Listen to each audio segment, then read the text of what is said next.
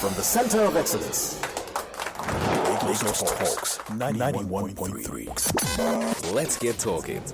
What then do? You expand your reach. The more value you bring to the marketplace, determine the resource you take out of the marketplace.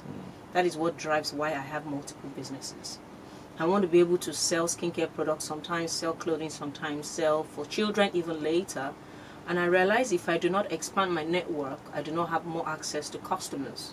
So for me, it's about a blend between driving business and still being able to serve. The call to serve as a public servant is very, very strong. Okay. I started fashion out of passion. But the call to service is something that has domiciled with me for many years. Even though it appeared like I'm just jumping into politics, no, I'm not jumping into politics. Those that know me know that I've been chewing this. I remember there was a man that I was involved with when we were in uni. And I said, I want to be a president. Are you happy to be my first man? You know, it's because I know that I would definitely drive politics someday. I look forward to being part of the change that this country deserves to have.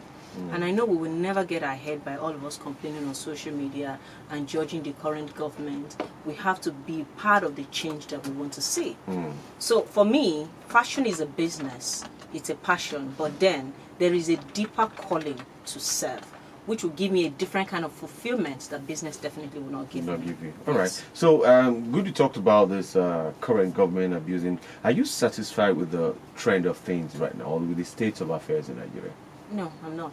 I'm not. And except we want to just be giving political responses.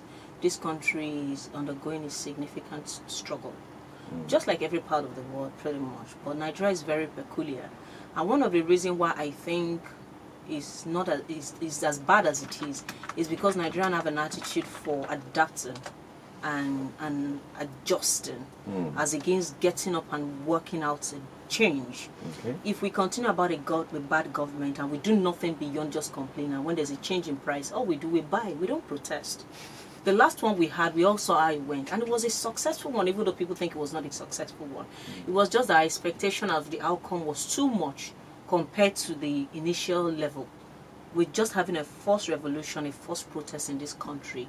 And what happened is natural. What we need to do is to back up, plan, and re-strategize.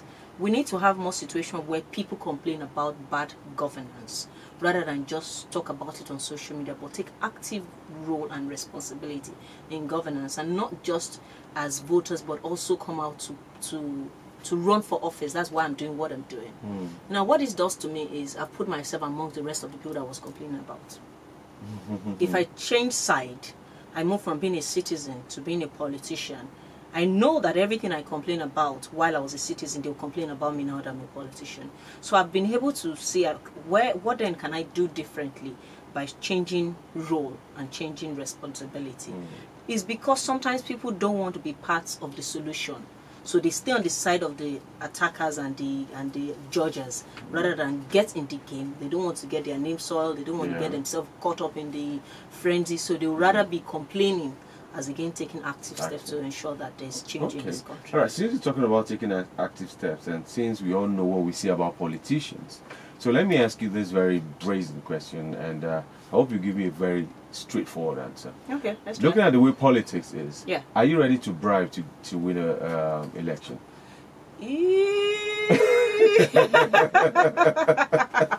Now let me tell you something about this thing. Okay. There were times when I had to question some of my moves and say, DAMILOLA, you have to have your own core values, which I have. But there's a part I was talking with a woman who is a pastor who is also running for office. And she said something like, we will bribe if we have to bribe. Then when we get there, we'll change the narrative. That's not what I said I'm going to do. Okay. But I'm saying, you're quoting somebody? Yes, I'm quoting somebody. But I'm saying that to say that you need to understand the rule of a game, and sometimes you have to play by the rule of the game so that you can be part of the players, and then you can change the rule of engagement. But if you stay on this side and say, I would never, so many things, you will never get a chance to really do what you think you can do. There's a lot of wisdom that needs to be applied. There's a lot of way to go about maneuvering things. I've had things being put to me that makes people run away from politics, and I've had a way of handling them in a way that I can still scale that hurdle without getting too ingrained in that practice. Yeah. Yeah, so you have to understand that giving money to locals, you would give money to locals. They will not sing your praises if you don't do it. It doesn't matter how much of fine English you speak. It doesn't matter how much of novel ideas you have. If you do not play politics the way politics is played, you can never have a chance to sit at the table. So it's about that. And when we say give money, is it about making sure you give money to people, to leaders? You consider it, just give it a different name, say they're honorariums, so that you can swallow it easy. Because it is what it is. You have to understand the rule of the game and play that rule to be able to achieve what you want to achieve. It's just that there are levels of things that you should not make compromise on, no matter what. Yes. From the center of excellence, Lagos Talks 91.3. Let's get talking.